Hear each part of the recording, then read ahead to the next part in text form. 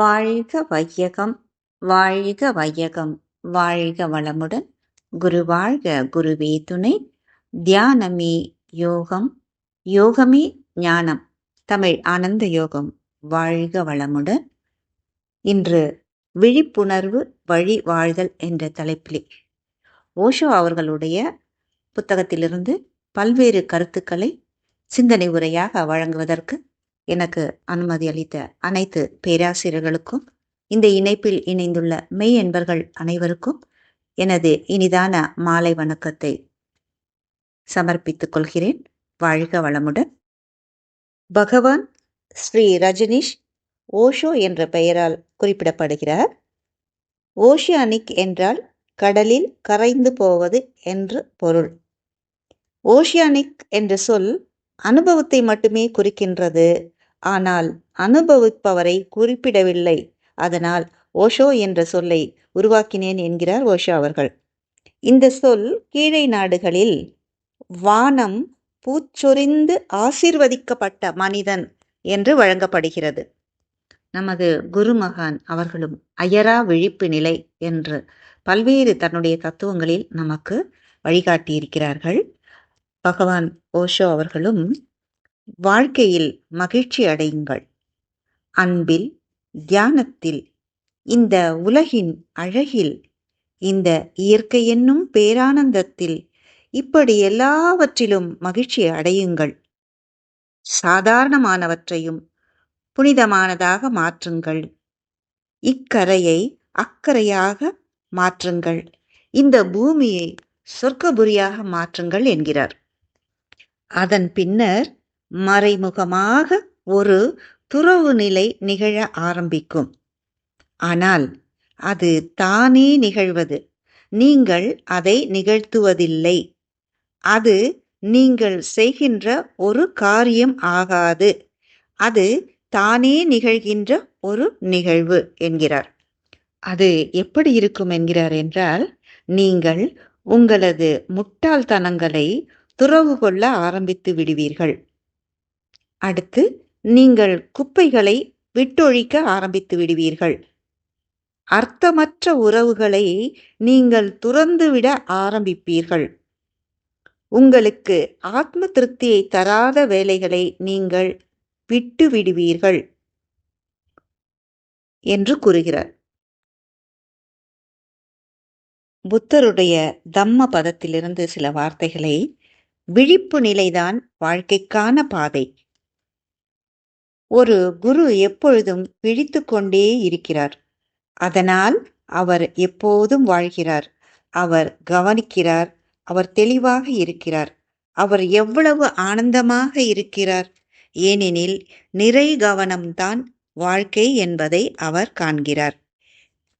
விழிப்படைந்தவர்களின் பாதையை பின்பற்றி அவர் நடப்பதால் அவர் எவ்வளவு ஆனந்தமாக இருக்கிறார்! விடுதலையையும் சந்தோஷத்தையும் தேடி மாபெரும் பாதுகாப்புடன் அவர் தியானம் செய்கிறார் என்கிறார். ஓஷோ அவர்கள் புரிந்து கொள்ளல் என்ற தலைப்பிலே நமக்கு இதெல்லாம் கூறிக்கொண்டு வரும்பொழுது, நம்மை சுற்றிலும் என்ன நடக்கிறது என்று முற்றிலும் கவனம் இல்லாமல் தான் நாம் வாழ்ந்து கொண்டிருக்கிறோம். ஆம், நாம் காரியங்களை செய்வதில் மிகவும் திறமையானவர்களாக ஆகிவிட்டோம். நாம் எதை செய்தாலும் அதை திறமையுடன் செய்வதற்கு எந்த விதமான விழிப்புணர்வும் அவசியமில்லாதபடிக்கு திறமை மிக்கவர்களாக ஆகிவிட்டோம். அந்த செயல் எந்திரத்தனமாகவும் தானியங்கித்தனமாகவும் ஆகிவிட்டது. நிச்சயமாக நாம் எந்திர மனிதன் போன்றுதான் செயல்படுகிறோம். நாம் இன்னமும் மனிதர்களாக இல்லை, நாம் எந்திரங்களாகத்தான் இருக்கிறோம் என்கிறார். காட்டில் உள்ள ஒரு மானை நீங்கள் பார்த்திருக்கிறீர்களா? எவ்வளவு உஷாராக அது பார்க்கிறது, எவ்வளவு கவனமாக அது நடக்கிறது. மரக்கிளையில் உட்கார்ந்திருக்கும் ஒரு பறவையை கவனித்திருக்கிறீர்களா? அது எந்த அளவுக்கு தன்னை சுற்றிலும் நடப்பதை புத்திசாலித்தனமாக கவனிக்கிறது. நீங்கள் அதை நோக்கி நகர்ந்தால் சில அடி தூரம் வரை அது உங்களை அனுமதிக்கிறது. அதற்கு மேல் நீங்கள் நகர்ந்தால் ஒரு அடி அதிகம் எடுத்து வைத்தாலும் போதும், உடனே அது பறந்து விடுகிறது. அதனுடைய எல்லை குறித்து அது ஒரு குறிப்பிட்ட உஷார்த்தனத்துடன் இருக்கிறது. யாராவது அந்த எல்லைக்குள் நுழைந்துவிட்டால் அதன் பிறகு அது ஆபத்தானது என்று அறிகிறது. நீங்கள் சுற்றுமுற்றும் பார்த்தால் இங்கு இந்த பூமியில் ஒருவன் மட்டும்தான் அதிக தூக்கத்தில் உள்ள விலங்கினம் போல் தெரிகிறான் என்பதை அறிந்து ஆச்சரியப்படுவீர்கள். அது வேறு யாரும் அல்ல, பூமியில் இருக்கக்கூடிய மனிதன் ஒருவன் மட்டும்தான். மனிதன் ஒருவிதமான வீழ்ந்த நிலையில் இருக்கிறான். உண்மையில் கிறித்துவ கதையான ஆதாமின் வீழ்ச்சியும் அவனது வெளியேற்றமும் பற்றிய கதையின் உண்மையான அர்த்தம் அதுதான். ஆதாமும் ஏவாளும் ஏன் சொர்க்கத்திலிருந்து வெளியேற்றப்பட்டார்கள்? அவர்கள் அறிவுக்கனியை சாப்பிட்டதால் தான் வெளியேற்றப்பட்டார்கள். அவர்கள் மனம் என்பதை பெற்றவர்களாக ஆகிவிட்டபடியால் அவர்கள் வெளியேற்றப்பட்டார்கள். ஆனால் அவர்கள் தங்களின் தன்னுணர்வு இழந்து விட்டார்கள். நீங்களும் உங்கள் மனமாக ஆகிவிட்டால் நீங்கள் உங்களது தன்னுணர்வு இழந்து விடுவீர்கள். மனம் என்றால் தூக்கம் என்று அர்த்தம். மனம் என்றால் கூச்சல் என்று அர்த்தம். மனம் என்றால் எந்திரத்தனம் என்று அர்த்தம். நீங்கள் மனமாக ஆகிவிட்டால் நீங்கள் உங்களது தன்னுணர்வை இழந்து விடுவீர்கள். ஆகையினால்தான் நாம் செய்ய வேண்டிய முழு வேலை என்னவென்றால், நீங்கள் மீண்டும் அந்த தன்னுணர்வு பெற்றுவிட்டு உங்கள் மனதை இழப்பதுதான் ஆகும் என்கிறார். நீங்கள் இதுவரை அறிவு என்று சேர்த்து வைத்துள்ள அந்த எல்லா முறைகளையும் தூக்கி எறிய வேண்டும். அந்த அறிவுதான் உங்களை தூங்கச் செய்கிறது. ஒரு மனிதன் எந்த அளவுக்கு அறிவுஜீவியாக இருக்கிறானோ அந்த அளவுக்கு அவன் அதிக தூக்கத்தில் இருப்பான் என்கிறார். நல்ல கல்வி அறிவு பெற்ற பண்டிதர்களையும் பேராசிரியர்களையும் விடவுமே ஒரு கிராமத்து மக்கள் மிகவும் அந்த கிராமத்து ஜனங்கள் மிகவும் உஷார்த்தனமாக இருக்கிறார்கள் என்று சொல்கிறார்கள். இவர்கள் தலையில வெறும் மண்டைக்குள்ள என்ன இருக்காங்க சொன்னாங்க, வெறும் அர்த்தமற்ற சப்தங்களும் வெறும் சாணமும் மட்டும் இருக்கிறது என்று சாடுகிறார். பல்கலைக்கழகங்களில் பெரிய பெரிய டீன்களாகவும் துணைவேந்தர்களாகவும் பணியாற்றுபவர்களை விடவும் இயற்கையோடு இணைந்து காரியமாற்றுகின்ற விவசாயிகள், தோட்டக்காரர்கள், மரம் வெட்டுபவர்கள், தச்சு வேலை செய்பவர்கள், வண்ணம் அடிப்பவர்கள் ஆகியவர்கள் அதிக விழிப்புடன் இருக்கிறார்கள் என்கிறார். அவர்கள் இயற்கையோடு இணைந்து வேலை செய்யும் போது இயற்கையானது விழிப்புடன் இருக்கிறது. மரங்களும் கூட உஷார்த்தனத்துடன் இருக்கின்றன. அவைகளின் உஷார்த்தனம் நிச்சயமாக வித்தியாசமானது. ஆனால் அவைகள் விழிப்புடன் இருக்கின்றன என்கிறார். அவற்றை பற்றி விஞ்ஞானபூர்வமான நிரூபணங்கள் இருக்கின்றன என்கிறார். ஒரு மரம் வெட்டி தனது கையில் கோடாலியுடன் மரத்தை வெட்ட வேண்டும் என்ற வெளிப்படையான உள்ளத்துடன் வரும்போது அவன் வருவதை பார்க்கின்ற எல்லா மரங்களும் நடுங்க ஆரம்பித்து விட்டன. அதாவது ஒரு மரமானது சந்தோஷம் அல்லது துக்கத்தில் உள்ளதா, அல்லது பயத்துடன் அல்லது பயம் இல்லாமல் உள்ளதா, சோகமாக உள்ளதா, ஆனந்தமாக உள்ளதா என்பதை அளப்பதற்கு உள்ள கருவிகள் இப்போது இருக்கின்றன என்கிறார். எனவே மரம் வெட்டுபவன் வரும்போது அவனை பார்த்து எல்லா மரங்களும் நடுங்குகின்றன. அவைகளின் மரணம் நெருங்கி வருவதை அவைகள் அறிந்து கொள்கின்றன. ஆனால் அந்த மரம் வெட்டி இன்னமும் மரங்களை வெட்ட ஆரம்பிக்கவில்லை. அவன் வெறுமனே கோடாலியுடன் வருவதை பார்த்தே அவைகள் நடுங்குகின்றன. இதில் இன்னொரு விஷயமும் இருக்குது. அது இன்னமும் அதிசயமானது. அந்த மரம் வெட்டி வெளிப்படையாக மரங்களை வெட்ட வேண்டும் என்கிற எண்ணம் இல்லாமல் வெறுமனே அந்த மரங்களை கடந்து சென்றால் அப்போது எந்த ஒரு மரமும் பயப்படுவதில்லை. அதே மரம் வெட்டிதான், அதே கோடாலிதான். எனவே மரத்தை வெட்ட வேண்டும் என்கிற அவனது மன எண்ணம்தான் அந்த மரங்களை பாதிக்கிறது. எனவே இதற்கு அந்த மரங்கள் அவனது நோக்கத்தை புரிந்து கொள்கின்றன என்றுதான் அர்த்தம். இதற்கு அவனது அந்த மன அதிர்வுகள் அந்த மரங்களால் மாற்றம் செய்யப்பட்டு கண்டுகொள்ளப்படுகின்றன என்றுதான் அர்த்தம் என்கிறார். இதற்கு இன்னொரு சிறப்பான உண்மையும் விஞ்ஞானபூர்வமாக கண்டுபிடிக்கப்பட்டுள்ளது. அதாவது, நீங்கள் ஒரு காட்டுக்குள் போய் ஒரு மிருகத்தை கொன்றால் அந்த காட்டில் உள்ள விலங்கினம் மட்டுமல்ல, அங்குள்ள மரங்களும் கூட அதிர்ச்சி அடைகின்றன என்பதுதான். நீங்கள் ஒரு மானைக் கொன்றால் அதனைச் சுற்றியுள்ள எல்லா மான்களும் அந்தக் கொலையின் அதிர்வை உணர்கின்றன, மிகவும் துக்கமடைகின்றன என்கிறார். அவற்றுக்குள் மிகப் பெரிய நடுக்கம் எழுகிறது. எந்த ஒரு காரணம் இல்லாமல் திடீரென்று அவைகள் பயப்படுகின்றன. அந்த மான் கொல்லப்பட்டதை அவைகள் பார்க்காமல் கூட இருந்திருக்கலாம். ஆனாலும் கூட எப்படியோ கண்ணுக்குப் புலப்படாத வகையில் அவைகள் பாதிக்கப்படுகின்றன. மேலும் அங்கே பாதிக்கப்படுவது மான்கள் மட்டுமல்ல, மரங்களும் தான், அங்குள்ள கிளிகளும் தான், அங்குள்ள புலிகளும் பாதிக்கப்படுகின்றன, கழுகுகளும் பாதிக்கப்படுகின்றன, அங்குள்ள புல்லின் இதழ்கள் கூட பாதிக்கின்றன. ஏதோ கொலை ஒன்று நடந்துவிட்டது, அழிவு நிகழ்ந்துவிட்டது, மரணம் நிகழ்ந்துவிட்டது என்று எண்ணி அங்கே இருப்பவையெல்லாம் பாதிக்கப்படுகின்றன. ஆனால் மனிதன் மட்டும்தான் தூக்கத்தில் இருப்பது போல் தெரிகிறது என்கிறார். இந்த நேரத்திலே எனக்கு ஒரு கதை நினைவு வருகிறது. நான் ஒரு பல ஆண்டுகளுக்கு முன்பு ஒரு புத்தகத்திலே படித்தது. ஒரு காட்டிற்கு ஒரு அரசன் வேட்டையாட தன்னுடைய பரிவாரங்களுடன் சென்று கொண்டிருக்கும்போது, ஒரு மரத்தை நெடிதுயர்ந்த மரம், நல்ல ஒரு என்ன சொல்ல பெரிதான மரம். அது பார்த்தாலே அவருக்கு ஏதோ ஒரு ஈர்ப்பு வந்து விட்டது. இந்த மரம் இவ்வளவு பெருசா விசாலமா இருக்கே, இது நானு என்னுடைய கட்டிலுக்கு பயன்படுத்தினால் அல்லது என்னுடைய அரண்மனைக்கு பயன்படுத்தினால் சிறப்பா இருக்கும்னு தன்னுடைய அமைச்சர்கிட்ட சொல்றாங்க. அப்போ சொல்லிட்டு, இத நீங்க அப்புறமா வெட்டிட்டு வாங்கன்னு சொல்லிட்டு, அவங்க தன்னுடைய பரிவாரங்களோட அரண்மனைக்கு போயிடுறாங்க. அடுத்து ஒரு 2 நாட்களில் மன்னருடைய ஆட்கள் எல்லாம் இந்த மரங்களை வெட்ட வேண்டும் என்று வரும்போது, அந்த மரம் பேசுவது போல, "அ அ நீங்க என்னை இப்ப வெட்ட வேண்டாம். எனக்கு ஒரு 3 மாசம் டைம் குடுங்க. நான் இதுவரைக்கும் மற்றவர்களுக்காக வாழ்ந்து விட்டேன். இப்போ நான் எனக்காக" ஏன்னா தன்னுடைய மரணம் நெருங்கிவிட்டது என்பதை அவை அறிகின்றன. "எனக்கு இப்போ ஒரு 3 மாசம் டைம் குடுங்க. இந்த பருவத்தை நான் அனுபவித்துவிட்டு, உங்களுக்கு 3 மாசம் கழித்து அனுமதி தரேன். நீங்க என்ன வெட்டிக்கலாம்" அப்படின்னு சொல்லுது அந்த மரம். அப்போ அவங்க போயிடுறாங்க. அப்போ அந்த காலம், அதாவது அது இளவேனில் காலம்னு வச்சுக்கோங்களேன். அந்த பருவத்தை அது இத்தனை நாள் மற்றவர்களுக்காக வாழ்ந்தேன். இப்போ நான் எனக்காக வாழப் போறேன்னு சொல்லிட்டு, அந்த பருவத்தை அது அனுபவிக்க ஆரம்பிக்கிறது. இந்த காலத்துல எப்படி குளிர்ந்த காற்று வருது, நம்முடைய மரத்தில் எவ்வாறு மரங்கள் பூக்கின்றன என்று தன்னுடைய ஒவ்வொரு மாற்றத்தையும் அது கவனித்துக் கொண்டே இருக்கும்போது, 3 மாதம் கடந்து விடுகிறது. அவங்களும் வராங்க, அந்த வேலையாட்களும். வரும்போது மறுபடியும் சொல்லுது, "எனக்கு இந்த 3 மாதம் போதவில்லை. இப்போ ஒரு பருவத்தை தான் நான் அனுபவிச்சிருக்கேன். அடுத்த பருவம் நான் அனுபவிக்கணுன்ட்டு, அடுத்த ஒரு 3 மாதம் டைம் கொடுங்கன்னு" கேட்குது.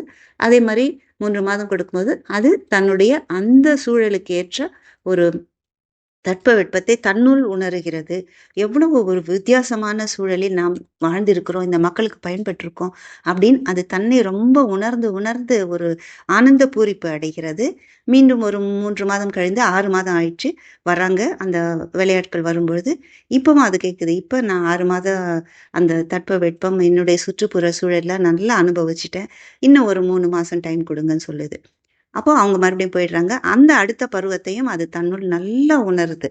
உணர்ந்து மீண்டும் 3 மாதம் ஆன உடனே அவங்க வரும்போது, இன்னும் ஒரு 3 மாதம். ஸோ அந்த 1 வருடத்தில் அது தன்னுடைய முழு பருவத்தையும், அதாவது ஒவ்வொரு பருவத்திலும் என்ன என்ன என்பதை தான் உணர்ந்து தன்னுள் ரொம்ப பூரிப்படைஞ்சு, அந்த 1 வருடம் முடிந்தவுடனே நிறைவா ஆனும்போது அவங்க வராங்க.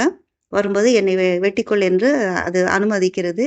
அப்படி என்றது ஒரு கதை படிச்சேன். இதுல என்னன்னா, நாம அது மனிதர்களுக்கு நமக்கு சொல்லக்கூடிய அந்த ஒரு விழிப்புணர்வு நிலையில் நாம் எல்லாவற்றையுமே செய்ய வேண்டும் என்பதற்காக, அது மற்றவர்களுக்காக இருந்ததே தவிர தனக்காக இல்லை. ஸோ அந்த கடைசி மரண தருவாயிலாவது அது தன்னுடைய வாழ்நாட்களை தான் இருந்தது, நான் மற்றவர்களுக்கு எப்படி பயன்பட்டேன் என்ற ஒரு கதை எனக்கு அது ஒரு 20, 30 வருடங்களுக்கு முன்பாக படித்தது இன்னுமே எனக்கு அந்த பசுமரத்தாணி போல் நிற்கும். அதிலிருந்தே நான் அந்த இயற்கையோடு இணைந்த வாழ்வை வாழ்வோம் என்பதில் ஒரு ஈர்ப்பு வந்ததுக்கு அதுவும் ஒரு காரணம் என்று நினைக்கலாம். அடுத்து புத்தருடைய கருத்துக்களை பற்றி இங்க சொல்றாங்க. புத்தரின் சூத்திரங்கள் ஆழ்ந்து தியானிக்க வேண்டியவை, உள்ளீர்த்து கொள்ள வேண்டியவை, பின்பற்ற வேண்டியவை. விழிப்பு நிலைதான் வாழ்க்கைக்கான பாதை என்கிறார். நீங்கள் எந்த அளவுக்கு விழிப்புடன் இருக்கிறீர்களோ அந்த அளவுக்கு அதே விகிதத்தில் மட்டுமே நீங்கள் உயிர் வாழ்வதாக அர்த்தம் என்கிறார். வாழ்வுக்கும் சாவுக்கும் உள்ள வித்தியாசம் விழிப்புணர்வு மட்டும்தான். நீங்கள் சுவாசிப்பதால் மட்டுமே உயிருடன் இருப்பதில்லை. உங்கள் இதயம் துடிப்பதால் மட்டுமே நீங்கள் உயிர் வாழ்வதில்லை. உடலியல் அளவில் எந்த விதமான தன்னுணர்வும் இல்லாமல் உங்களை ஒரு மருத்துவமனையில் உயிரோடு வைத்திருக்க முடியும். உங்களது இதயம் துடித்துக்கொண்டே இருக்கும். மேலும் உங்களால் சுவாசிக்கவும் முடியும். இப்படிப்பட்டதொரு யந்திரத்தனமான ஏற்பாட்டுடன் உங்களை வைத்திருப்பதன் மூலம் நீங்கள் பல ஆண்டுகள் உயிரோடு இருக்கலாம் என்கிறார். அதாவது சுவாசித்தல், இதய துடிப்பு மற்றும் இரத்த ஓட்டம் ஆகிய விஷயங்களில் உயிரோடு இருக்கலாம். முன்னேறிய நாடுகளில் உலகம் முழுவதிலும் அநேக மக்கள் இப்படி மருத்துவமனைகளில் தாவரங்களைப் போல் உயிர் வாழ்ந்து கொண்டிருக்கிறார்கள் என்கிறார். ஏனெனில் உங்களது மரணத்தை கால வரையறையின்றி ஒத்திவைக்கும் அளவிற்கு நவீன தொழில்நுட்பங்கள் அதை சாத்தியமாக்கிவிட்டது. பல வருடங்கள் உங்களை உயிரோடு வைத்திருக்க முடியும். இதுதான் வாழ்க்கை என்றால் நீங்களும் இப்படி உயிரோடு வைத்திருக்கப்பட முடியும். ஆனால் இதுதான் வாழ்க்கை அல்ல. வெறுமனே தாவரங்களைப் போல் இருப்பது வாழ்க்கை அல்ல. புத்தர் வாழ்க்கைக்கு வித்தியாசமான விளக்கங்களை கொண்டுள்ளார். அவர்களின் விளக்கத்தில் விழிப்புணர்வு என்பது உள்ளது. நீங்கள் சுவாசிப்பதால் உயிரோடு இருப்பதாக அவர்கள் கூறுவதில்லை. உங்களுக்குள் இரத்த ஓட்டம் இருப்பதால் மட்டுமே நீங்கள் உயிரோடு இருப்பதாக அவர்கள் கூறுவதில்லை. நீங்கள் விழிப்புணர்வுடன் இருந்தால் மட்டும்தான் நீங்கள் உயிரோடு இருப்பதாக அவர்கள் கூறுகிறார். எனவே விழிப்பு நிலை அடைந்தவர்களை தவிர யாரும் உண்மையில் உயிரோடு இருப்பதில்லை. நீங்கள் அனைவரும் பிணங்கள்தான். நடந்து கொண்டும் பேசிக்கொண்டும் காரியங்கள் செய்து கொண்டும் இருக்கின்ற பிணங்கள்தான். நீங்கள் மனித எந்திரங்கள் என்கிறார். விழிப்பு நிலைதான் வாழ்க்கைக்கான பாதை என்று புத்தர் கூறுகிறார். அதிக விழிப்புணர்வு உள்ளவர்களாக ஆகிவிடுங்கள். அப்போது நீங்கள் அதிக உயிர் துடிப்புள்ளவர்களாக ஆகிவிடுவீர்கள். மேலும் வாழ்க்கைதான் கடவுள். இங்கே வேறு ஒரு கடவுளும் இல்லை. எனவேதான் புத்தர் வாழ்க்கையையும் விழிப்புணர்வையும் பற்றி பேசுகிறார். வாழ்க்கைதான் லட்சியம்.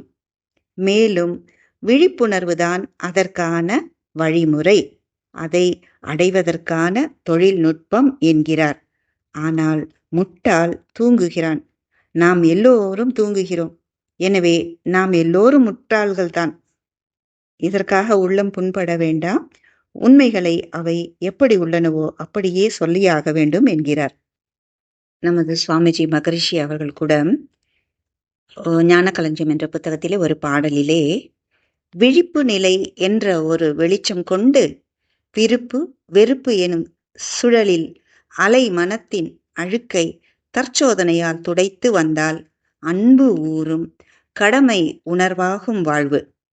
பழுத்து வரும் அறிவு அந்த பக்குவத்தால் பலப்பலவாய் வாழ்வில் வளர் சிக்கல் தீரும். முழு கல்வி இது. உண்மை அறிவிற்கு எட்டும். முறையாக பயின்றிடுவீர், வெற்றி காண்பீர் என்கிறார்.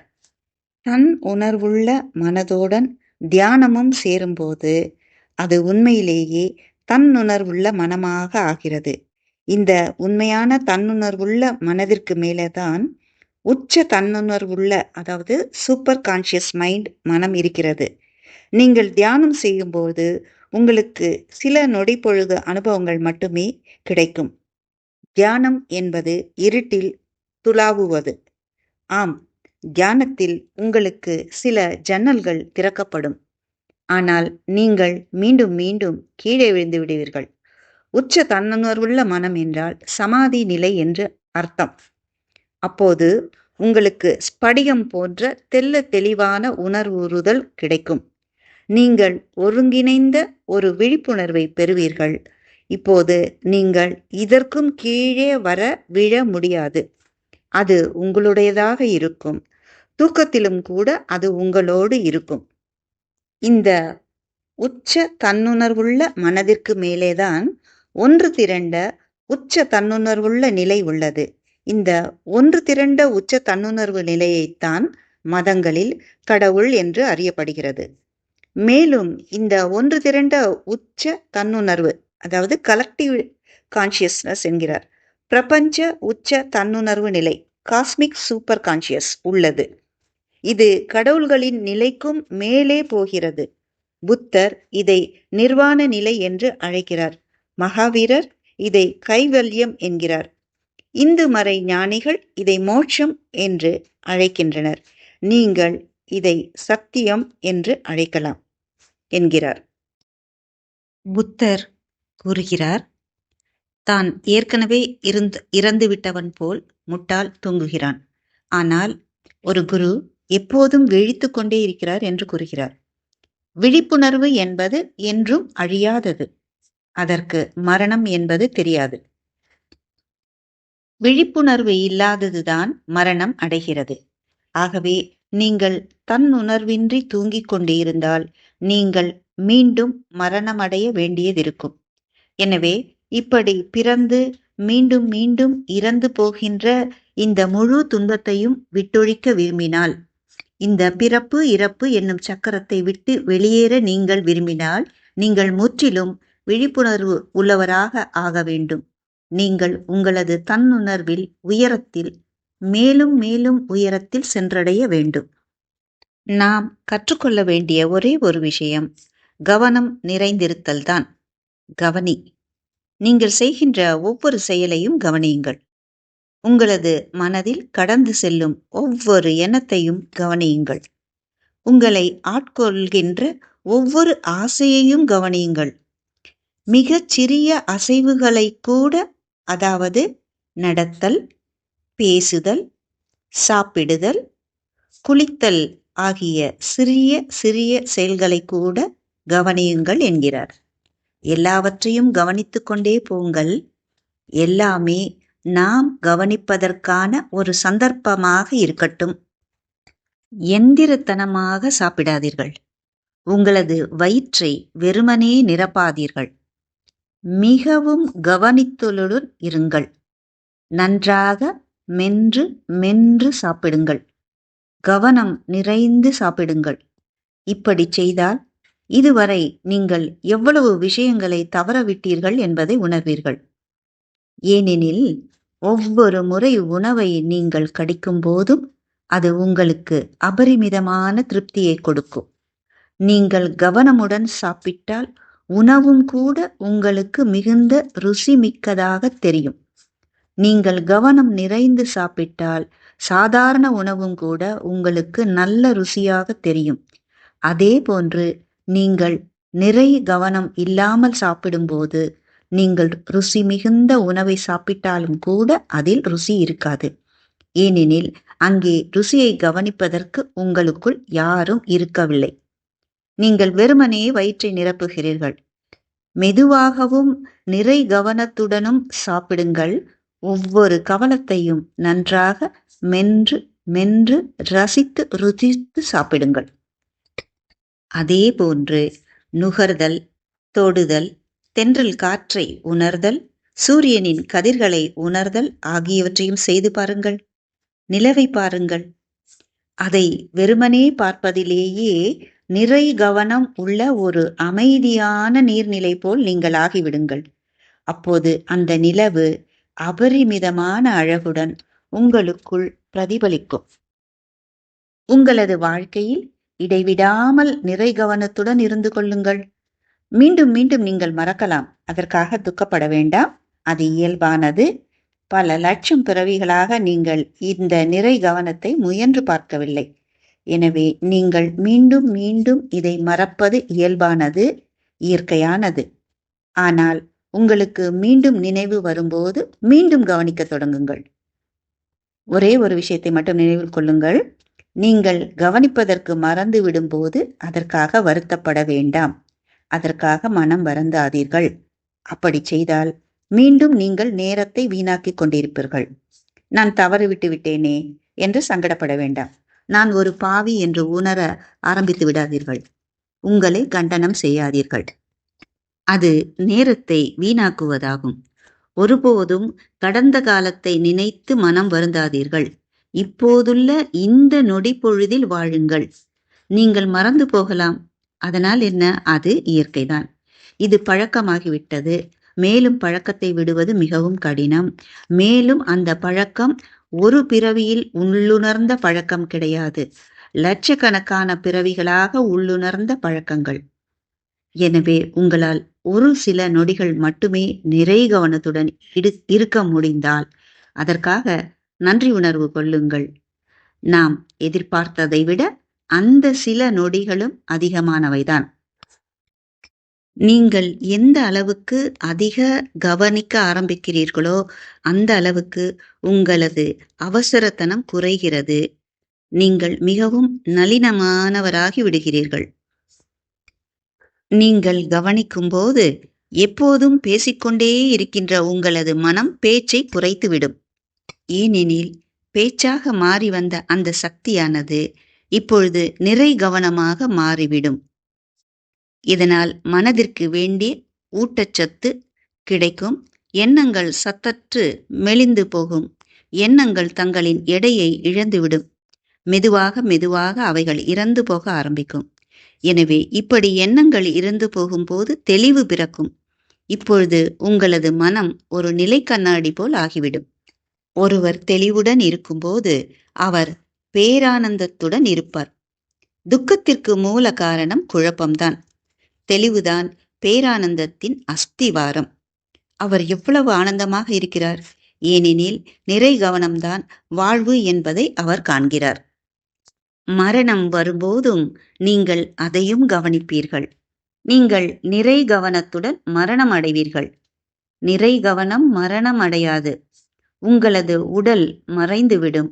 அது மண்ணோடு மண்ணாகிவிடும். ஆனால் உங்களது நிறை கவனம் அப்படியே இருக்கும். அது இந்த பிரபஞ்ச முழுமையின் ஒரு பகுதியாக ஆகிவிடும். அது இந்த பிரபஞ்ச தன்னுணர்வாக ஆகிவிடும். இது போன்ற தருணங்களை ஞானிகள் அகம் பிரம்மாஸ்மி என்று கூறுகிறார். அதாவது நான் இந்த பிரபஞ்ச தன்னுணர்வாக இருக்கிறேன் என்று கூறுவார்கள். மேலும் துன்பத்தின் வேர்கள் என்ற தலைப்பிலே துன்பம் என்பது தன்னுணர்வற்ற மனதின் ஒரு நிலை. நாம் என்ன செய்கிறோம், நாம் என்ன நினைக்கிறோம், நாம் என்ன உணர்கிறோம் என்கின்ற விழிப்புணர்வு இல்லாததால் நாம் துன்பம் அடைகிறோம். நாம் நம்முடனேயே முரண்பட்டு கொண்டிருக்கிறோம். நமது செயல் ஒரு திசையில் செல்கிறது, சிந்தனை மற்றொரு திசையில் செல்கிறது, உணர்வுகள் வேறு எங்கோ சொல்கிறது. நாம் பிரிந்து பிரிந்து செல்கிறோம். நாம் மேலும் மேலும் பிளவுபட்டு செல்கிறோம். அதுதான் துன்பமாகும். நாம் நமக்குள் ஒருங்கிணைந்து இருப்பதில்லை. நாம் நமக்குள் ஒற்றுமையை இழந்துவிட்டோம். நாம் முற்றிலும் மையத்தில் இல்லாமலும் வெறுமனே வெளிவட்டத்திலும் இருக்கிறோம். எனவே இயல்பாகவே ஒத்திசைவு இல்லாததொரு வாழ்க்கை துன்பம் நிறைந்ததாகவும் துக்கமானதாகவும் ஏதோ ஒருவித சுமை போன்றும் ஒரு கஷ்டமாகவும் இருக்கிறது. மக்கள் துன்பத்தில் வாழ்கிறார்கள். அதில் இருந்து விடுபட 2 வழிகள்தான் உள்ளன. அவர்கள் தியானம் செய்பவர்களாக, உஷாரானவர்களாக, விழிப்புணர்வு உள்ளவர்களாக, தன்னுணர்வு பெற்றவர்களாக ஆக முடியும்.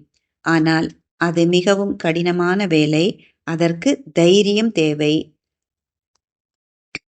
2ஆம் வழி உண்மையான வழி அல்ல. அது உங்களது துன்பத்தை கொஞ்சம் சௌகரியமானதாகவும், கொஞ்சம் தாங்கக்கூடியதாகவும், கொஞ்சம் வசதியானதாகவும் மட்டுமே ஆக்கக்கூடியது. ஆனால் இது உங்களுக்கு உதவிகரமாக இருக்காது. உங்களை மாற்றி அமைக்காது. உங்களுக்குள் மாற்றம் ஏற்பட வேண்டுமானால் அது தியானத்தினால் மட்டுமே முடியும். தியானம் ஒன்றுதான் உங்களை விழிப்புணர்வு உள்ளவர்களாக ஆக்குகின்ற வழி.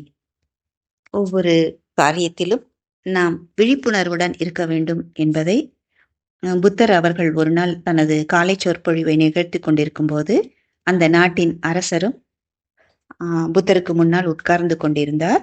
அவர் தனது பெருவிரலை ஆட்டிக்கொண்டே இருந்தார். புத்தர் பேசுவதை நிறுத்திவிட்டு அரசரின் பெருவிரலை பார்த்தார். புத்தர் தனது பெருவிரலை பார்ப்பதை கண்டவுடன் அரசர் தனது பெருவிரல் அசைப்பதை நிறுத்திவிட்டார். புத்தர் மீண்டும் தனது பேச்சை தொடர்ந்தார். ஆனால் அரசரும் தனது பெருவிரலை அசைக்க ஆரம்பித்தார்.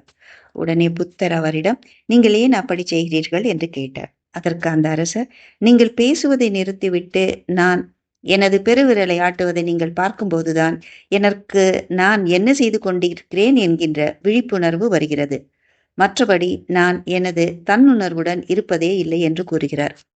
அதை கேட்ட புத்தர், அது உங்களது பெருவிரல் தானே, அப்படி இருக்கும்போது அது அசைவதை கூட உங்களால் தன்னுணர்வுடன் கவனிக்க முடியாதா?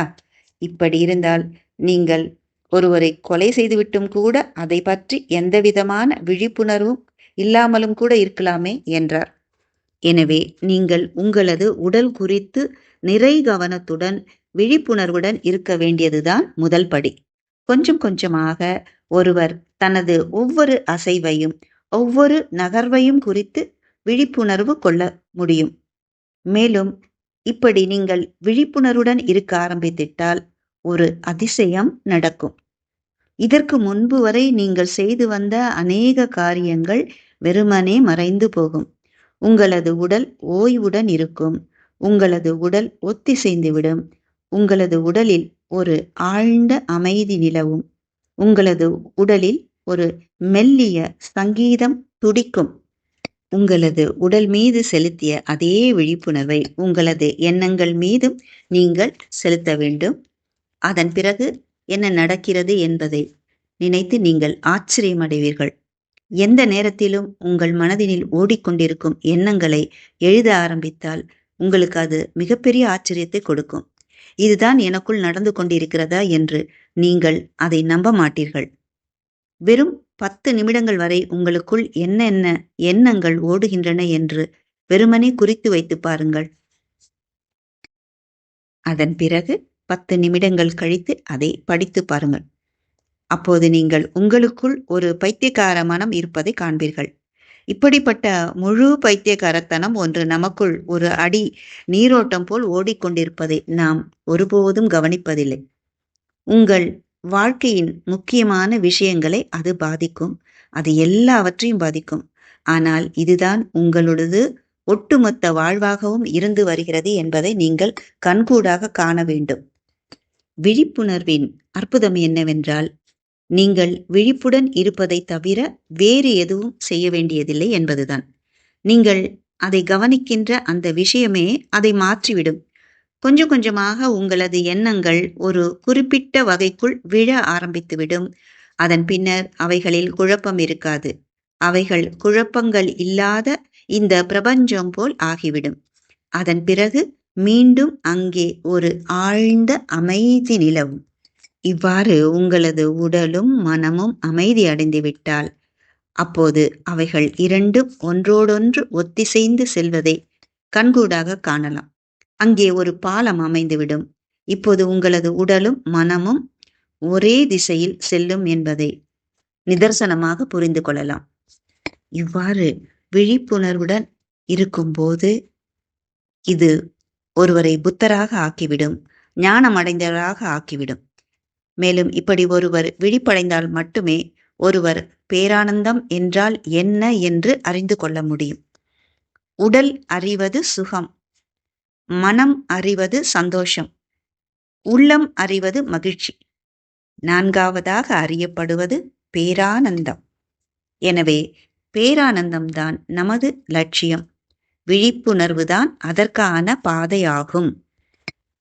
விழிப்புணர்வு என்பதற்கு அந்த நொடிப்பொழுதில் என்னவெல்லாம் நடக்கிறதோ அதையெல்லாம் முழுமையான தன்னுணர்வுடன் நடத்துவது என்று அர்த்தம். நீங்கள் அங்கு ஆஜராகி இருக்க வேண்டும். உங்களுக்கு கோபம் ஏற்படும் போது நீங்கள் இருப்பதை நீங்கள் உணர்ந்திருந்தால் கோபம் நிகழாது. நீங்கள் ஆழ்ந்த தூக்கத்தில் இருக்கும்போதுதான் உங்களுக்கு கோபம் வரும். நீங்கள் அந்த நொடிப்பொழுதில் ஆஜராகிவிட்டால் உங்களது இருப்பு நிலையில் உடனடியாக மாற்றம் ஏற்பட்டுவிடும். ஏனெனில் நீங்கள் ஆஜராகி இருந்தால், விழிப்புணர்வுடன் இருந்தால், அதன் பிறகு அநேக காரியங்களை செய்ய முடியாமல் போய்விடும். நீங்கள் விழிப்புணர்வுடன் இருந்தால் நீங்கள் பாவங்கள் என்று அழைக்கின்றவையெல்லாம் நடக்காது. எனவே இங்கே இருப்பது ஒரே பாவச் செயல்தான். அதுதான் விழிப்புணர்வு இல்லாமல் இருப்பது.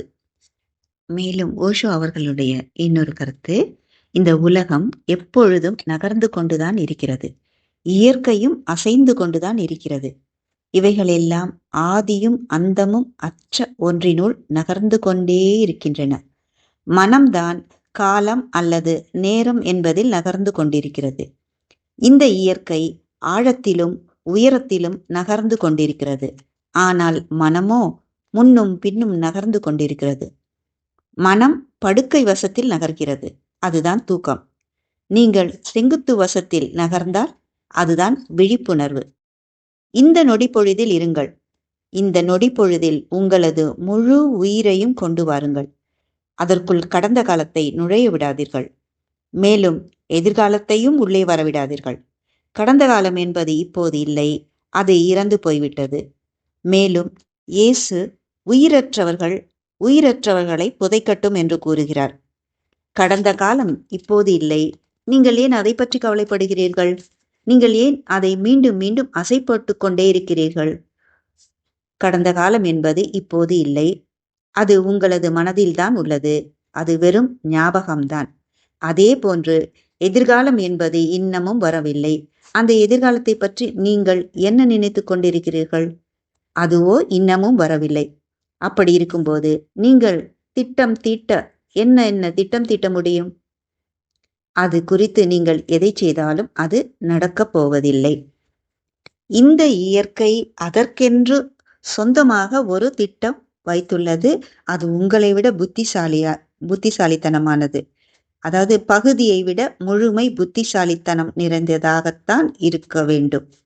நீங்கள் முழுமையாக இருப்பது போல் ஏன் பாசாங்கு செய்கிறீர்கள்? மேலும் நீங்கள் ஒரு நிலையான மனநிலையில் காரியமாற்றி வந்தால், அதாவது உங்களது மனம் எப்போதும் நாளைய தினத்தையே எதிர்நோக்கி இருந்தால், அதன் பிறகு நீங்கள் வாழ்வது எப்போது? நாளை என்பது ஒருபோதும் வருவதில்லை. அதன் பிறகு நீங்கள் தவறவிட்டு கொண்டே போவீர்கள். எனவே இது ஒரு பாவச் செயல். எனவே நிகழ்காலத்தில் மேலும் மேலும் உணர்வு மிக்கவர்களாகவும் மேலும் மேலும் விழிப்புணர்வு உள்ளவர்களாகவும் ஆகுங்கள் என்கிறார். விழிப்புணர்வு என்பதற்கு ஒரு கதையை சொல்கிறார். மிகப்பெரிய புத்த குரு நாகார்ஜுனர் என்பவர் இருந்தார்.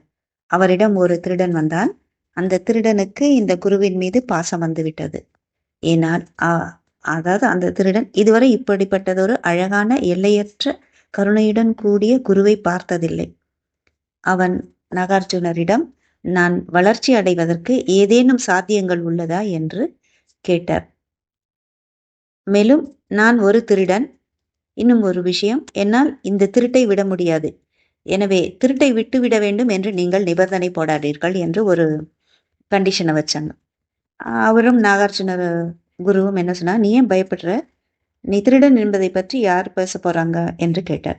அதற்கு அந்த திருடன், நான் பல துறவிகளிடம் சென்று விட்டேன், ஆனால் அவர்கள் எல்லாம் என்னை முதலில் நீ திருடுவதை நிறுத்து என்று கூறுகிறார் என்று சொன்னார். அப்போ நாகார்ஜுன குரு என்ன சொன்னாங்கன்னா, நீ அப்படின்னா நீ திருடங்கிட்ட தானே போயிருக்கணும், இல்லை எனில் ஏன் இப்படி கூறுறாங்க, எதுக்கு சொல்றாங்க அப்படின்னு கேட்பாரு. அப்புறம் இதை பற்றி எனக்கு கவலை இல்லை அப்படின்னு சொன்ன உடனே அந்த திருடனுக்கு ரொம்ப சந்தோஷமாயிடுச்சு. பரவாயில்ல, நம்ம ஒரு சரியான குரு கிட்ட தான் வந்திருக்கோம் அப்படின்னு சொல்றாங்க.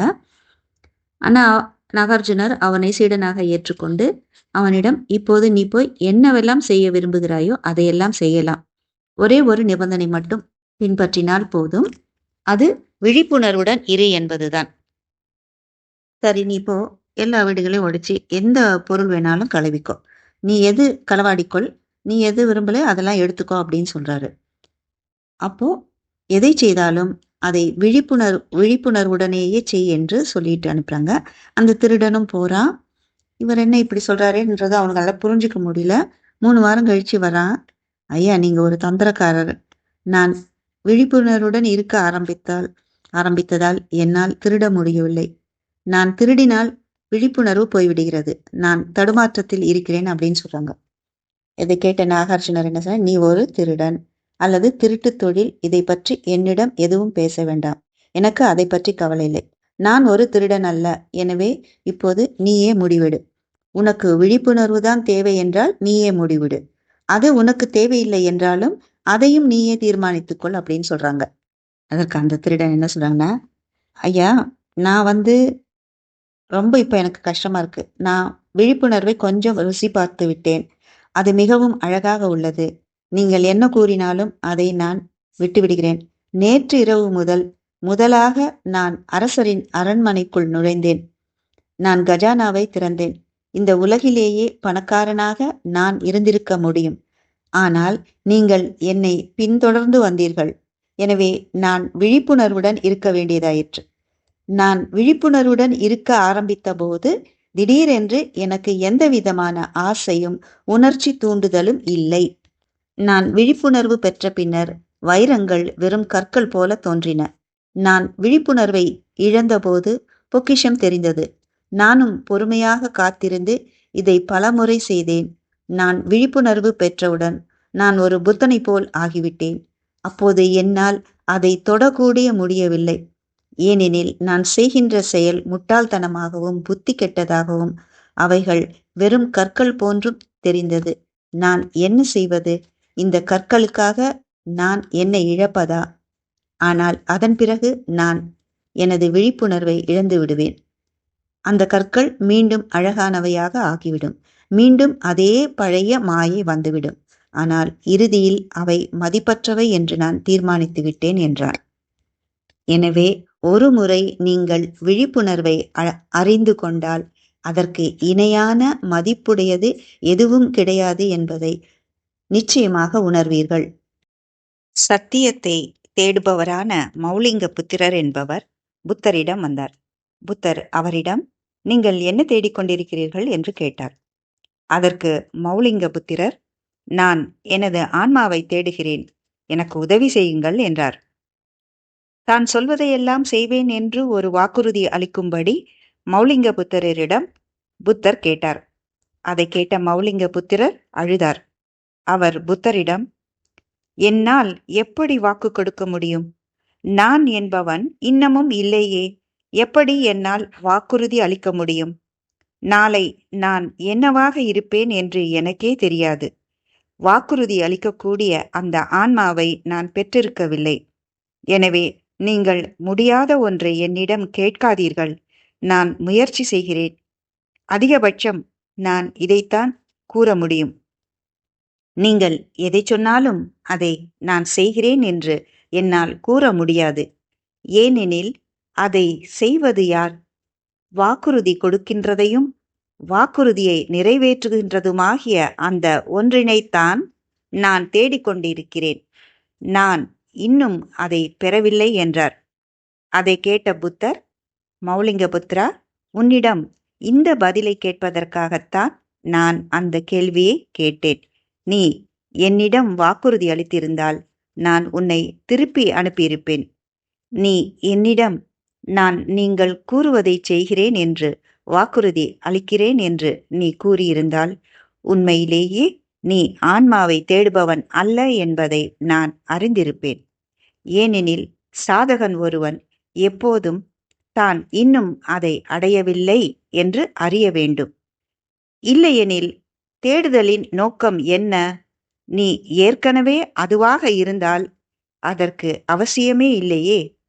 நீ அதுவாக இல்லை.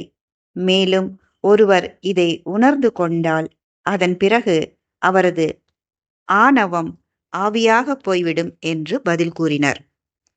நான் என்னும் ஆணவமானது அங்கே இல்லாத ஏதோ ஒன்றினை பற்றிய தப்பான அபிப்பிராயம். ஆன்மா என்றால் வாக்குறுதி அளிக்க முடிந்த ஒரு மையம் என்று அர்த்தம். இந்த மையமானது நீங்கள் இடைவிடாது தொடர்ந்து விழிப்புணர்வுடன் இருப்பதன் மூலமாகத்தான் உருவாக்கப்படுகிறது. ஏதோ ஒன்றினை செய்யும்போது நீங்கள் விழிப்புடன் இருங்கள். நீங்கள் உட்கார்ந்து கொண்டிருக்கலாம், தூங்கப் போகலாம். அப்போது உங்களுக்கு தூக்கம் வரும். நீங்கள் தூக்கத்தில் விழலாம். இப்படி ஒவ்வொரு நொடி பொழுதும் விழிப்புணர்வுடன் இருங்கள். அதன் பிறகு உங்களுக்குள் ஒரு மையம் பிறந்துவிட்டதை நீங்கள் உணர ஆரம்பிப்பீர்கள். அங்கே ஒரு மையலிருத்தல் ஏற்பட்டுவிடும். இப்போது எல்லாமே அந்த மையத்தோடு தொடர்புடையதாக இருக்கும் என்று விழிப்புணர்வை பற்றி மிக அற்புதமாக விளக்குகிறார். ஜிப்ரீஷ் பற்றி ஓஷோ அவர்கள் கூறுகிறார். ஜிப்ரிஷ் என்கிற இந்த வார்த்தை எங்கிருந்து வந்தது என்று நீங்கள் அறியாமல் இருக்கலாம். இது ஜாஃபர் என்னும் சூஃபி ஞானியின் பெயரில் இருந்து வந்தது. மேலும் அதுதான் அந்த ஞானியின் தியானமாகவும் இருந்தது. யார் அவரிடம் வந்தாலும் அவர்களிடம் அவர் கீழே உட்காருங்கள், இப்பொழுது ஆரம்பியுங்கள் என்று கூறுவார். மேலும் மக்களுக்கும் அவர் என்ன அர்த்தத்தில் கூறுகிறார் என்று புரியும். அவர் ஒருபோதும் பேசியதில்லை, ஒருபோதும் சொற்பொழிவாற்றியதில்லை. அவர் வெறுமனே மக்களிடம் ஜிப்ரிஷ் தியானத்தை கற்பித்து வந்தார். உதாரணத்திற்காக, எப்போதாவது அவர் அந்த தியானத்தை எப்படி செய்ய வேண்டும் என்று செய்து காட்டுவார். அரை மணி நேரம் அவர் எல்லாவிதமான அர்த்தமற்ற வார்த்தைகளையும் யாருக்கும் என்ன பாஷை என்று புரியாத ஒரு பாஷையில் பேசுவார். அது ஒரு பாஷை கிடையாது. அவர் மனதில் என்னவெல்லாம் வருகின்றதோ அதையெல்லாம் பேசிக்கொண்டே போவார். அதுதான் அவரது ஒரே போதனையாக இருந்தது. மேலும் அதை பற்றி புரிந்தவர்களிடம் அவர் கீழே உட்கார்ந்து ஆரம்பியுங்கள் என்று கூறுவார். ஜாஃபர் அநேக மக்கள் முழுமையான அமைதியுடன் இருப்பதற்கு உதவினார். உங்கள் மனதால் எவ்வளவு நேரம்தான் போக முடியும்?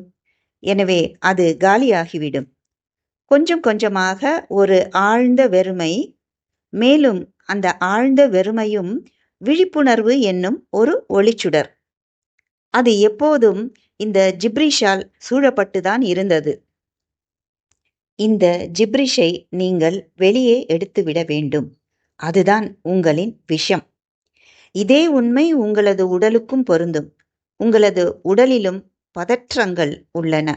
உங்களது உடல் எந்த விதமான அசைவுகளை செய்ய வேண்டும் என்று விரும்புகிறதோ அந்த விதமான அசைவுகளை வெறுமனையே செய்ய ஆரம்பியுங்கள்.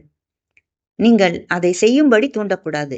அது நடனமாட விரும்பலாம், குதிக்க விரும்பலாம், ஓடுவதற்கு விரும்பலாம், தரையில் உருள விரும்பலாம். எதுவாக இருந்தாலும் நீங்களாக அதை செய்யக்கூடாது. நீங்கள் வெறுமனே அதை செய்வதற்கு அனுமதியுங்கள். உங்களது உடலிடம், நீ சுதந்திரம் அடைந்து விட்டால் என்னவெல்லாம் விரும்புகிறாயோ அதையெல்லாம் செய் என்று மட்டும் கூறிவிடுங்கள். அப்போது நீங்களே ஆச்சரியப்படுவீர்கள்.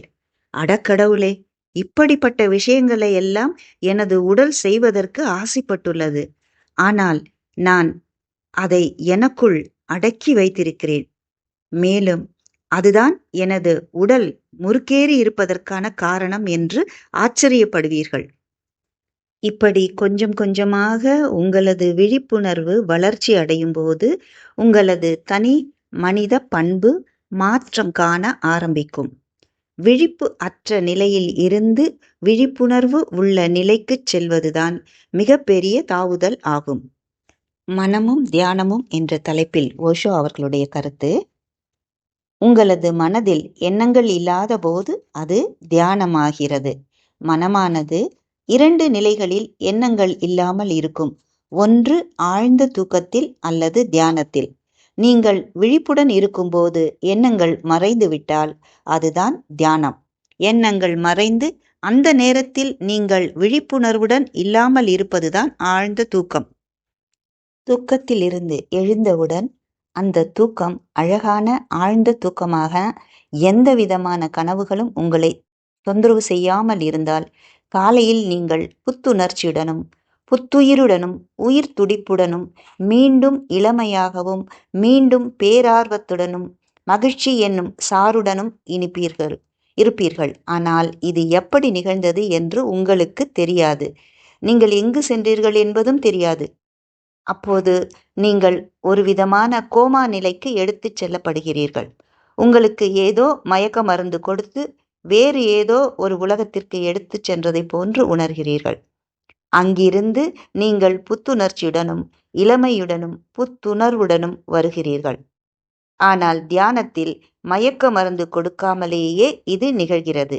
எனவே தியானம் என்றால் நீங்கள் ஆழ்ந்த தூக்கத்தில் எப்படி ஓய்வுடன் இருக்கிறீர்களோ அப்படி இருந்து கொண்டு அதே நேரத்தில் விழிப்புணர்வுடன் இருப்பது என்பதுதான் அர்த்தமாகும்.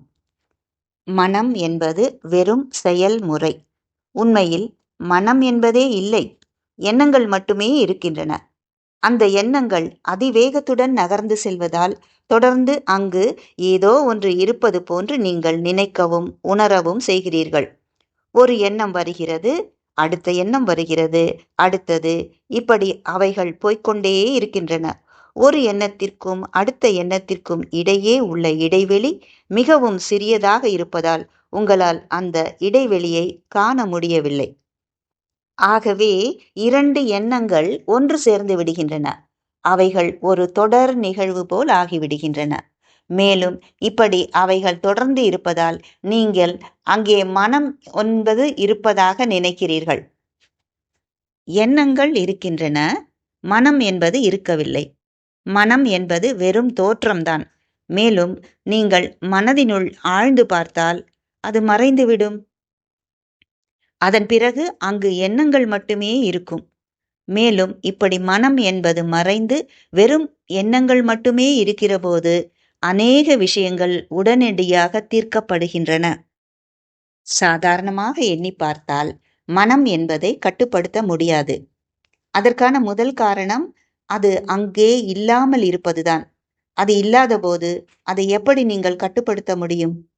இரண்டாவது விஷயம், அதை கட்டுப்படுத்துவது யார்? ஏனெனில் மனதிற்கு பின்னால் யாரும் இல்லை, வெறுமைதான் உள்ளது. இந்த மனதை கட்டுப்படுத்துவது யார்? யாராவது இந்த மனதை கட்டுப்படுத்த முடியும் என்றால் அப்போது அது இந்த மனதின் ஒரு பகுதியே. மனதின் அடுத்த பகுதியை, மனதின் அடுத்த துண்டினை கட்டுப்படுத்துவதுதான் ஆகும். அதுதான் நான் என்னும் தன் முனைப்பாகும். தியானம் என்பதன் முழு அறிவியலுமே நீங்கள் மையத்தில் இருப்பது, அதாவது மையத்தை நோக்கி நகர்ந்து செல்வது, அங்கே வேரூன்றி நிற்பது, அங்கேயே குடியிருப்பதை தவிர வேறு எதுவும் அல்ல. மேலும் அங்கிருந்து நீங்கள் பார்க்கும்போது உங்களது முழு தோற்றமும் மாறிவிடும்.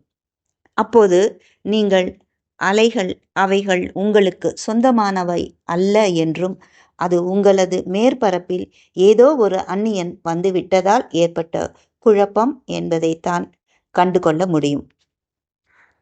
மனம் என்பதில் எந்த தவறும் கிடையாது. எண்ணங்கள் என்பதிலும் எந்த தவறும் கிடையாது. எதுவும் தவறு என்றால் அது மேற்பரப்பிலேயே இருக்கும். ஏனெனில் அப்போது நீங்கள் முழுமையை பற்றி அறிந்திராததால் நீங்கள் தேவையில்லாமல் ஏதாவது ஒரு பகுதியை பாரபட்சத்தோடு உணர்வீர்கள். முழுமையான உணர்வு தேவை. மேலும் அது நீங்கள் மையத்தில் இருக்கும்போது மட்டுமே சாத்தியப்படும்.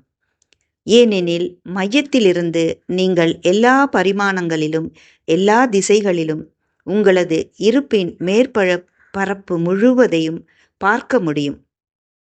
மேலும் உங்களது மேற்பரப்பு மிகவும் பரந்தது. உண்மையில் இந்த இயற்கையைப் போல் அது பரந்து விரிந்தது. ஆனால் நீங்கள் உங்கள் மையத்தில் இருக்கும்போது நீங்கள் மேலும் மேலும் அகலமாகவும் மேலும் மேலும் பெரிதாகவும் ஆகிக்கொண்டே போவீர்கள். மேலும் இறுதியில் நீங்கள் அந்த முழுமையோடு முடிவு பெற்று விடுவீர்கள். தியானம் என்பது உங்களது மனதிற்கு எதிரானதொரு முயற்சி கிடையாது. அது அதை புரிந்து கொள்வதற்கான ஒரு வழி. அது சாட்சியை போன்று இருக்கின்றதொரு அன்பு வழி. ஆனால் நிச்சயமாக ஒருவர் அதிக பொறுமையுடன் இருக்க வேண்டும். நீங்கள் உங்கள் தலைக்குள் சுமந்து செல்கின்ற அந்த மனம் பல நூற்றாண்டுகளாக, பல லட்சம் ஆண்டுகளாக எழுந்தது. உங்களது சிறிய மனமானது இந்த ஒரு மனித இனத்தின் அனுபவங்களையும் சுமந்து கொண்டுள்ளது. மேலும் இந்த மனித இனம் மட்டுமல்ல, விலங்குகள், பறவைகள், தாவரங்கள், பாறைகள் ஆகிய இவற்றின் அனுபவங்களையும் கடந்துதான் நீங்கள் இருக்கிறீர்கள். இதுவரை இந்த பூமிக்கு என்னவெல்லாம் நடந்துள்ளதோ அவைகள் எல்லாமும் உங்களுக்கும் கூட நடந்துள்ளது. சுருக்கமாக சொல்ல வேண்டுமெனில், நீங்கள் இந்த இயற்கையின் அனுபவங்களை எல்லாம் சுமந்து கொண்டிருக்கிறீர்கள். அதுதான் உங்களது மனமாக இருக்கிறது. உண்மையில் அது உங்களுடையது என்று சொல்வதும் கூட சரியானதல்ல. இது சேகரிக்கப்பட்டது. அது நம் எல்லோருக்கும் சொந்தமானது. நவீன மருத்துவம், மனோதத்துவம் அதை இந்த நோக்கத்தில் அணுகுகிறது. மனம் என்பது ஒரு பாலம், உடலுக்கும் ஆன்மாவிற்கும் இடையில் உள்ள இந்த உலகிற்கும் கடவுளுக்கும் இடையே உள்ள பாலம், அதை அழித்துவிட முயற்சிக்காதீர்கள் என்கிறார். ஒரு பெரிய துறவி தனது தலைமை சீடரிடம் ஏதோ ஒரு குறை இருப்பதால் அவன் அதை கற்றுக்கொள்ள வேண்டும் என்பதற்காக ராஜா ஜனகரின் அரச சபைக்கு அனுப்பி வைத்தார். அதற்கு அந்த இளைஞன், உங்களாலேயே எனக்கு கற்றுக் கொடுக்க முடியவில்லை என்றால் இந்த ஜனகர் எனக்கு எப்படி கற்றுக் கொடுக்க முடியும் என்று ரொம்ப வேண்டா வெறுப்பா அவர் போறாங்க. அவர் என்ன சொல்றாருன்னா, துறவி, நீ எனது கட்டளைகளை மட்டும் பின்பற்றி நட, அவருக்கு தலை வணங்கு. நீ நான் என்னும் அகந்தையோடு இருக்காதே. நாம் ஒரு சந்நியாசி, ஆனால் அவரோ ஒரு சாதாரண கிரகஸ்தர் தானே என்றும், அவர் இந்த உலகத்தில் இன்பத்தில் வாழ்ந்து கொண்டிருக்கிறார், ஆனால் நானோ ஆன்மீக வாழ்வு வாழ்கிறேன் என்று நினைக்காதே என்று சொல்லி அனுப்புகிறார். அவரும் வேண்டா வெறுப்பாக போறான். அங்க போனா ஜனகர் பிராமணன், உயர்ந்த ஜாதி. இவர், அதாவது இந்த இளைஞன், நான் ஒரு பெரிய பிராமணன், உயர்ந்த ஜாதி. ஆனால் இந்த ஜனகர் யார்? அவர் செல்வந்தர், ஒரு பெரிய ராஜ்யம் இருக்கு.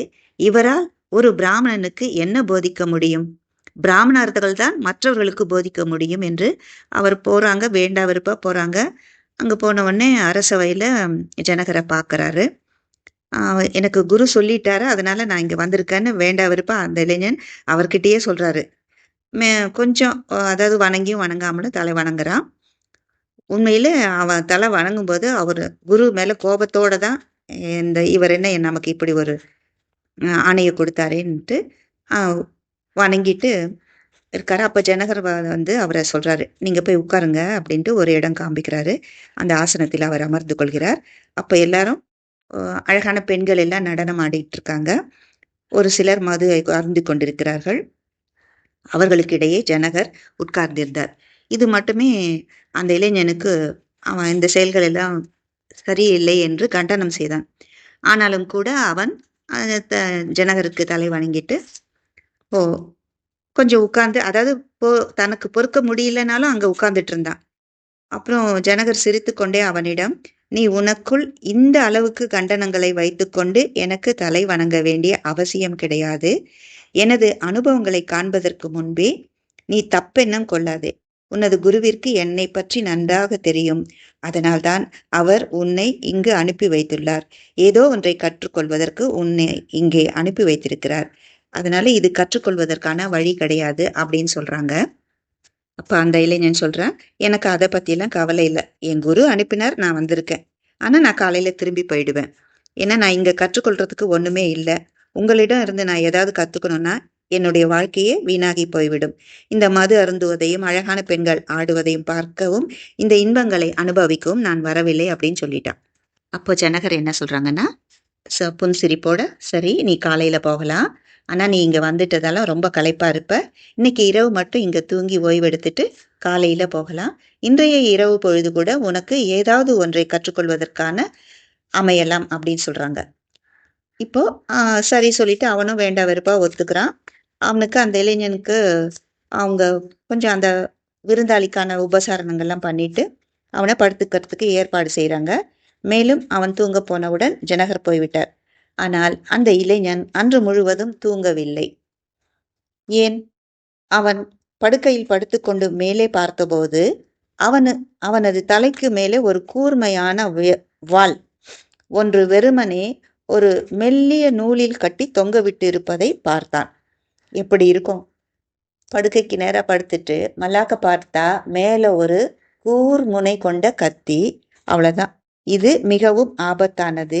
எந்த நேரத்திலும் அந்த வாள் கீழே அருந்து விழுந்து அந்த இளைஞனை கொன்று விடலாம்.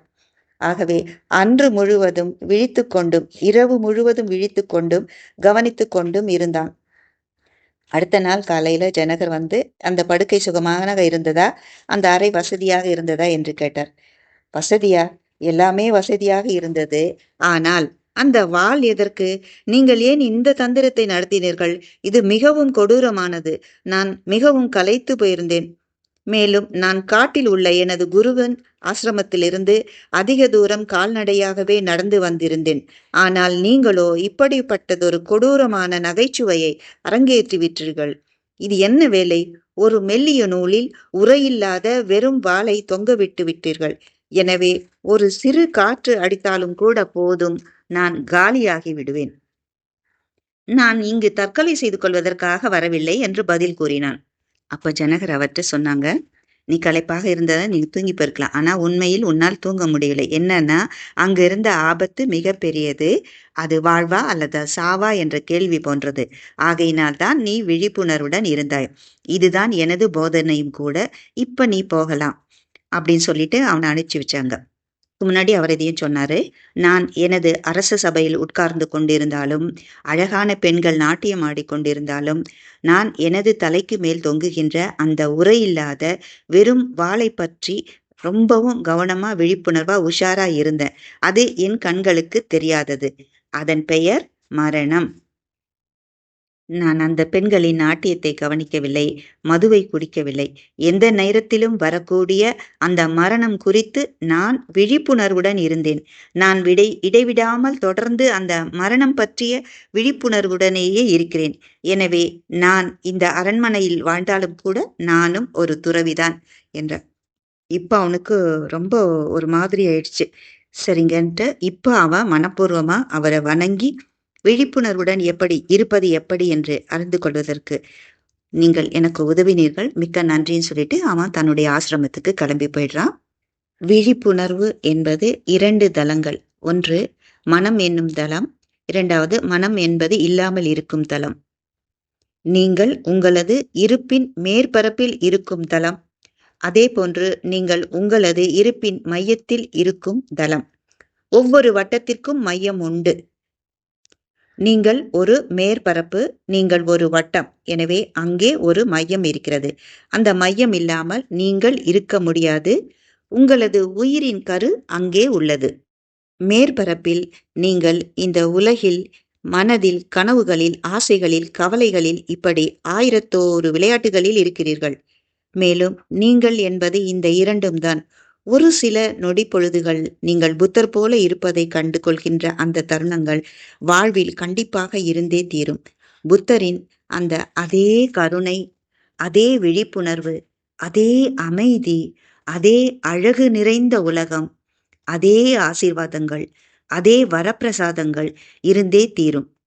இப்படி உங்களது சொந்த மையத்தை பற்றிய காட்சிகள் அங்கே இருந்தே தீரும். ஆனால் அவை நிரந்தரமாக இருக்காது. மீண்டும் மீண்டும் நீங்கள் உங்களது வெளிப்பரப்பிற்கு திரும்பவும் தள்ளப்பட்டு விடுவீர்கள். இதே போன்று ஒவ்வொருவரும் விழிப்புணர்வும் புரிதலும் உடைய ஒருவன் மேற்பரப்பிலிருந்து மையத்திற்கும், மையத்திலிருந்து மேற்பரப்பிற்கும் நகர்ந்து செல்கிறான். அவன் ஒருபோதும் எங்கேயும் நிலையாக இருப்பதில்லை. அதுக்கு உதாரணமாக ஒரு பறவையின் 2 சிறகுகளை சொல்கிறார். சிறகுகள் ஒன்றுக்கொன்று எதிரானவை அல்ல. அவை எதிரெதிர் திசைகளில் இருந்தாலும் அவைகளால் சமநிலையிலும் இருக்க முடியும். அவைகள் இருந்தாக வேண்டும். 2 சிறகுகளும் ஒரே பக்கத்தில் இருந்தால் இந்த பறவை வானத்தில் பறக்க முடியாது. அவை சமநிலையில் இருக்க வேண்டும். அவைகள் எதிர் எதிர் திசையில் தான் இருக்க வேண்டும். ஆனாலும் கூட அவைகள் அதே பறவைக்குத்தான் சொந்தமானவை. தியானம் செய்வதற்கு மக்களுக்கு நேரம் இல்லை. அப்படியே அவர்களுக்கு நேரம் இருந்தாலும் அவர்களுக்கு எப்படி தியானம் செய்வது என்று தெரியாது. அவர்களாலும் தியானம் செய்ய முடியும் என்ற நம்பிக்கை அவர்களுக்கு இல்லை என்றும் கூட அவர்கள் சொல்வார்கள். அவர்கள் ஒரே ஒரு சிறகினை மட்டுமே தேர்வு செய்திருக்கிறார்கள். மேலும் நிச்சயமாக அதனால் அவர்களுக்கு விரக்தி வருகிறதென்றால் அது இயற்கையானதுதான். ஒரு சிறகு மட்டுமே இருந்தால் விரக்திதான் வரும். சில சமயம் இந்த உலகை மறந்து விடுங்கள். அதுதான் தியானம் செய்யும் நேரம். ஒவ்வொரு நாளும் நீங்கள் சமநிலையில் இருக்க விரும்பினால் நீங்கள் உங்களது அகத்தையும் புறத்தையும் சமம் செய்ய வேண்டும். அவைகள் 2ம் சம அளவிலான எடைகளைத்தான் சுமக்க வேண்டும். அப்படி இருந்தால் நீங்கள் ஒருபோதும் கவிழ்ந்து விட மாட்டீர்கள். நதியில் நடந்து செல்லுங்கள், ஆனால் நதிநீர் உங்களது பாதங்களை தொடுவதற்கு அனுமதிக்காதீர்கள் என்று ஜென் குருமார்கள் கூறுவார்கள் என்று சொன்னார். அதே மாதிரி நீங்கள் வீட்டிற்கு வந்தவுடன் ஏதோ இந்த உலகமே மறைந்து விட்டது போன்று எண்ணிக்கொண்டு நீங்கள் வீட்டில் இருங்கள் என்கிறார். கோட்டா என்னும் ஜென் குரு ஒரு கிராமத்தின் வழியாக போய்க் கொண்டிருந்தார். இந்த பூமியில் நடந்த மனிதர்களிலேயே மிகவும் அழகான மனிதர்களில் அவரும் ஒருவர். மக்களுக்கு அவர் சிரிக்கும் புத்தர் என்று அறிமுகமானவர். அவர் எப்போதும் சிரித்து கொண்டே இருப்பார். ஆனால் சில சமயம் அவர் மரத்தின் அடியில் உட்கார்ந்து விடுவார். இந்த கிராமத்திலும் அவர் கண்களை மூடிக்கொண்டு ஒரு மரத்தின் அடியில் உட்கார்ந்து விட்டார். சிரிக்கவில்லை, புன்சிரிப்பும் கூட இல்லை. முழு அமைதியுடன் இருந்தார்.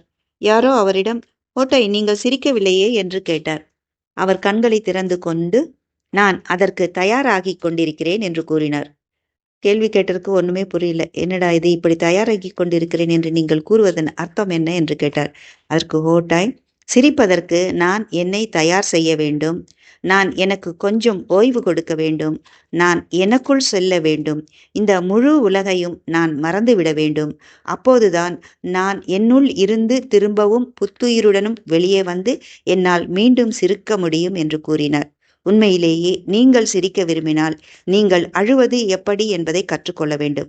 உங்களால் அழ முடியாது என்றால், உங்களுக்கு கண்ணீர் வராது என்றால், உங்களால் சிரிக்கவும் முடியாது. சிரிக்கின்ற ஒரு மனிதன் அழுகின்ற ஒருவனாகவும் இருப்பான். அப்போதுதான் அந்த மனிதன் சமநிலையில் இருக்க முடியும். பேரானந்தத்தில் இருக்கின்ற ஒரு மனிதன் அமைதியான மனிதனாகவும் இருப்பான்.